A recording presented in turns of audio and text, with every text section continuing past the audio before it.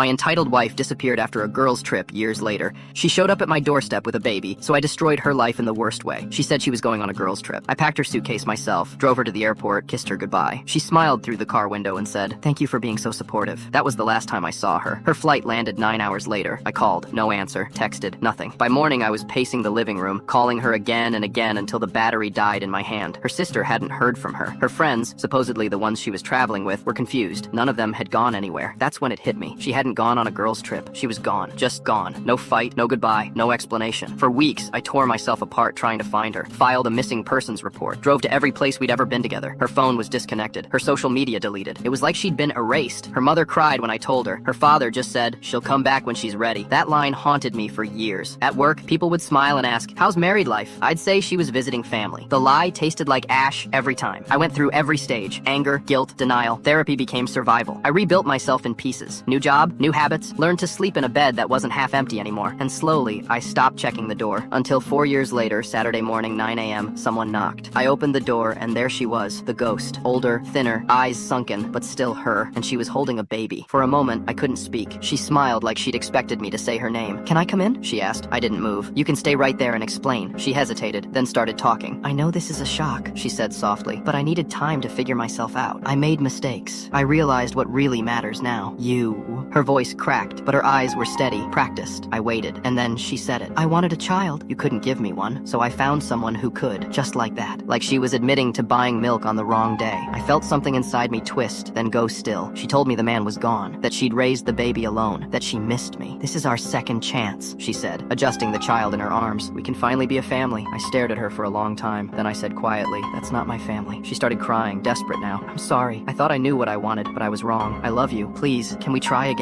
I almost laughed. Not because it was funny, but because it was pathetic. All those nights I'd begged the universe for an explanation, and this was it? "You left," I said flatly. "You lied, disappeared, and destroyed everything we had. There's no coming back from that." Her face hardened. The tears stopped. "You're being selfish," she snapped. "You don't understand how hard it's been. I could have divorced you, taken half of everything, but I didn't. You should be grateful." That's when I laughed, for real this time. "Grateful? You already took everything." Her lips trembled. "You owe me a chance to make this right." "I don't owe you anything." She stepped closer, voice rising. "You're not even listening. You forced me to leave. You couldn't give me a family, so what choice did I have?" I felt the anger rise, sharp and clean, but I didn't let it spill over. I just looked her dead in the eye. "You had every choice. You chose him. You chose to lie. You chose to run. So now, you live with that." She tried one last trick, held up the baby, her voice shaking. "Please, think about him. He needs a father." I met her gaze, then find him one. Silence. For a moment, I thought she'd say something else, but all she did was stare, eyes wide and glassy, like she finally understood. I stepped back and closed the door.